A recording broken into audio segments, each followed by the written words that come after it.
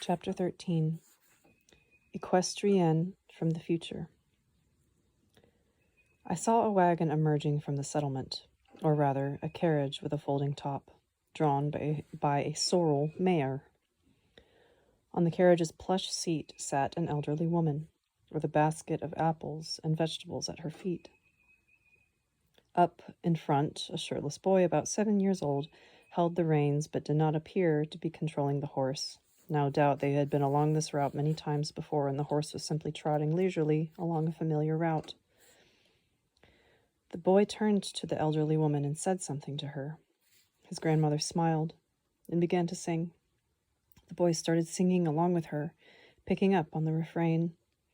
As for the tourists in their electric motor coach passing by on the parallel highway about a kilometer distant, there was no way they could catch the sound of their song. Practically the whole coach had their field glasses trained on the carriage with its passengers. They watched the spectacle unfold with bated breath, as though they had seen a miracle or an interplanetary alien. And again the thought came to me that there was something not quite right here. People had come a long ways away and couldn't even carry on a normal conversation with the local residents, but were limited to observing them from a distance.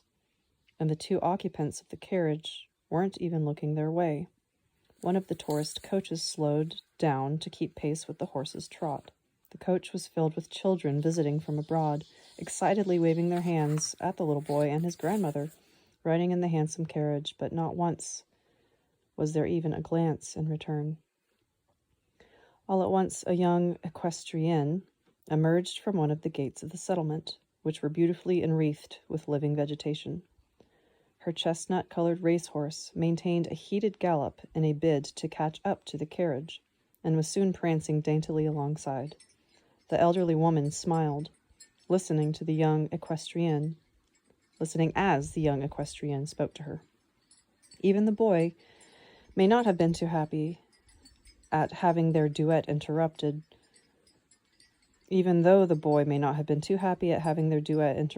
his voice could not help but betray an inner joy as he said, "Oh, Mamushka, you're a regular jumping jack. You can't stay still for a moment." The young woman laughed, reached into her canvas saddlebag, and took out a pierozok, a small Russian pastry with filling akin to Ukrainian pierogi. Handing it to the little boy, he took a bite of it and offered it to the elderly woman, saying, "Here you are, Granny, try it. It's still warm."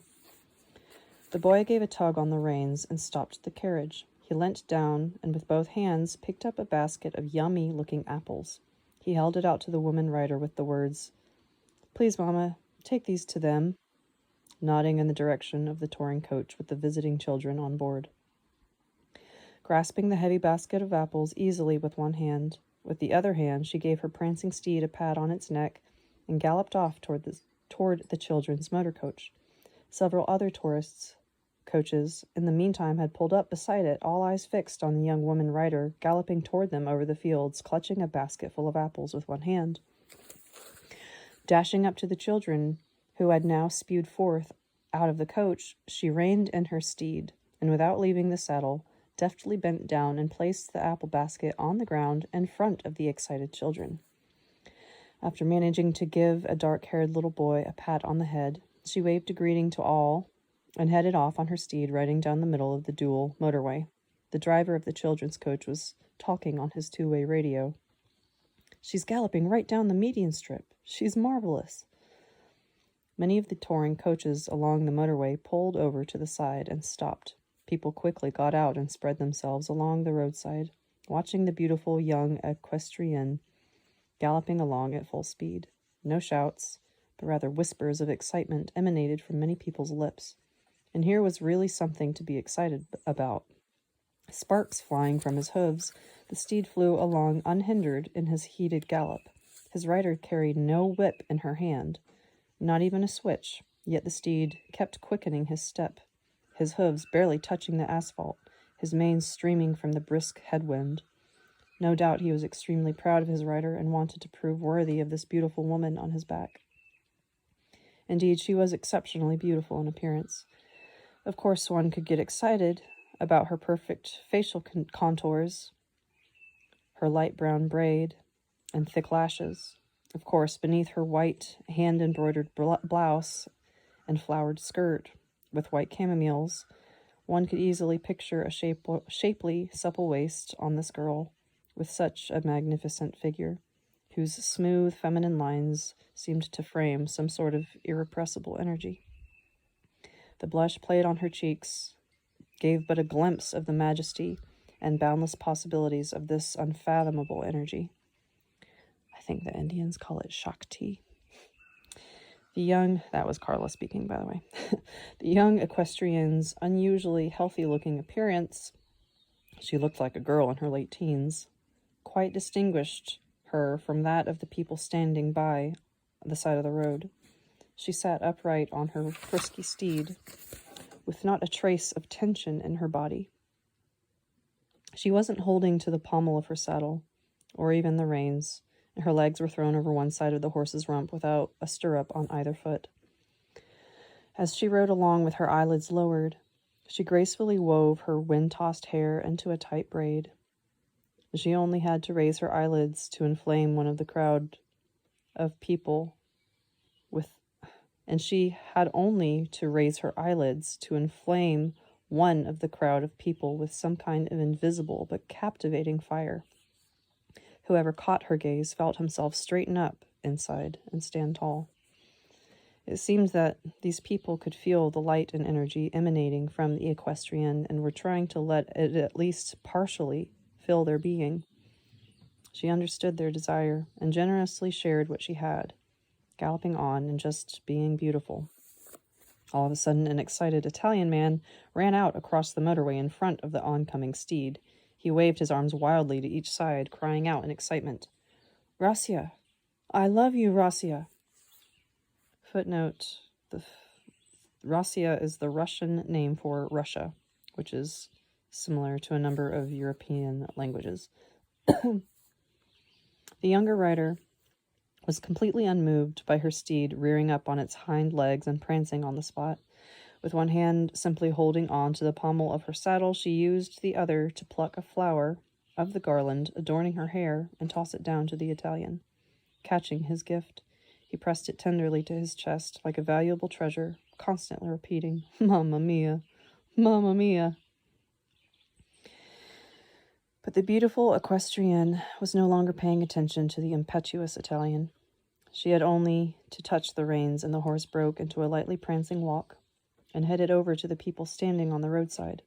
As the crowd parted, the young equestrienne gave a sprightly leap down from her steed, coming face to face with a woman of European appearance who was holding a baby girl fast asleep in her arms. The mother was slouching a little. Her face was pale, and her eyes were fatigued, and she seemed to have a hard time holding her baby still without waking her. The equestrienne gave the woman a big smile, and the two mothers' glances met. It was not difficult to notice the difference between the two women's mental states. The mother with the baby had a depressed look, which gave her the appearance of a fading flower, in comparison with the young woman who had just approached her, a woman whose countenance suggested an irrepressible explosion of blossoms from thousands of gardens.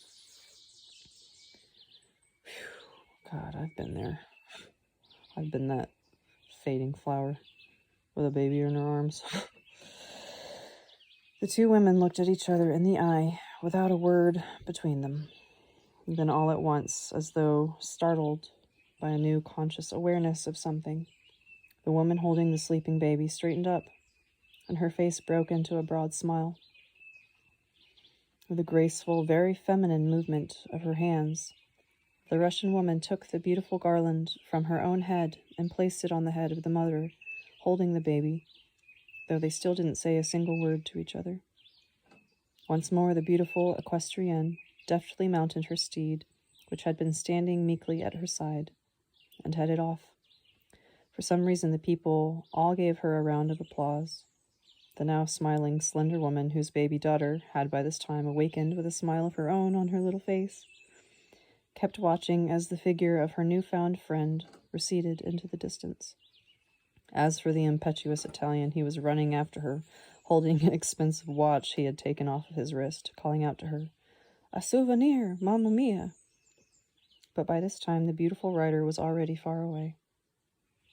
The adventuresome racehorse turned off the highway in front of a patio decked out with long tables, where another group of tourists were sitting, drinking kvass and berry drinks. Footnote, kvass is a fermented beverage made from rye, barley, or other natural products.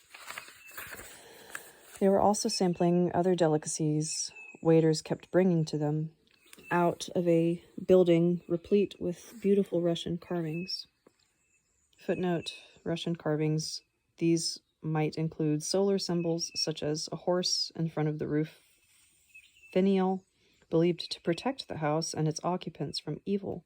Such carvings are found on many Russian mansions or huts. Some of these carvings are featured on a decorated board known as Nalichnik. See footnote 3, book 3, chapter 10. Another building was in the finishing stages of construction next door. 2 people were attaching to one of the windows of the new building, probably a shop or dining salon, a beautiful carved wooden nalichnik. Upon hearing the hoofbeats, one of the men turned in the direction of the approaching rider, said something to his fellow worker, and jumped down from the scaffolding. Reining in her horse, the impetuous equestrienne sprang down to the ground, and, quickly unfastening her canvas bag from the saddle, ran over to the man and gently handed it to him. Pierogi, with apple filling, just the way you like them. They're still warm. You're my little jumping jack, Ekaterina, the man said tenderly. Footnote, a diminutive of the Russian name Yekaterina, equivalent to Catherine in English. Whereupon he reached into the bag, took out a pierogi, and bit into it. His face writhed with pleasure. The tourists sitting at the tables stopped their eating and drinking, admiring the young lovers. There stood the pair face to face, the man working on the building and the beautiful young equestrienne just dismounted from her fiery steed, as though they were not already married with children, but a courting couple fervently in love. And here was this beautiful woman, who had just ridden 15 kilometers, who seemed so invincible and as free as the wind under the excited gaze of the tourists, calmly standing in front of her beloved, first looking him in the eye, then lowering her eyelids in embarrassment. All at once the man stopped eating and said, Ekaterinushka, look. A wet spot has broken out on your blouse. That means it's time to feed Vaneshka. Footnote, diminutive of the Russian name Ivan, corresponding to the English name John, Vaneshka. She covered the little wet spot on her milk-filled breast with the palm of her hand and answered, somewhat embarrassed, I'll manage it. He's still sleeping. I'll take care of everything. Better hurry. I'll be home soon, too. We're just finishing up here. Do you like what we've done? She took a look at the windows framed by the decorative carved nalichniks. Yes, very much, but there is something else I wanted to tell you. Go on. She came up close to her husband and stood on tiptoe, as if to whisper something in his ear. He leaned over to listen, but she just gave him a quick kiss on the cheek. Then, without even turning around, she sprang into the saddle of her steed standing along beside her, her happy trilling laughter mingling with the hoofbeats. Then it was off to home she galloped, this time not along the asphalt motorway, but across the grasses of open fields. As before, the tourists could not take their eyes off her so long as she remained in sight. What was so special about this young woman, a mother with 2 young children, riding across the open fields on her adventuresome steed. Yes, she was beautiful. Yes, one could feel her overflowing energy. Yes, she was kind. But why couldn't anyone take their eyes off of her as she rode away? Perhaps it was more than just a woman riding a horse across a field. Perhaps it was happiness, with a capital H, incarnate, hurrying home to feed an infant and later welcome her beloved husband. And people couldn't help but admire happiness, hurrying back to her home.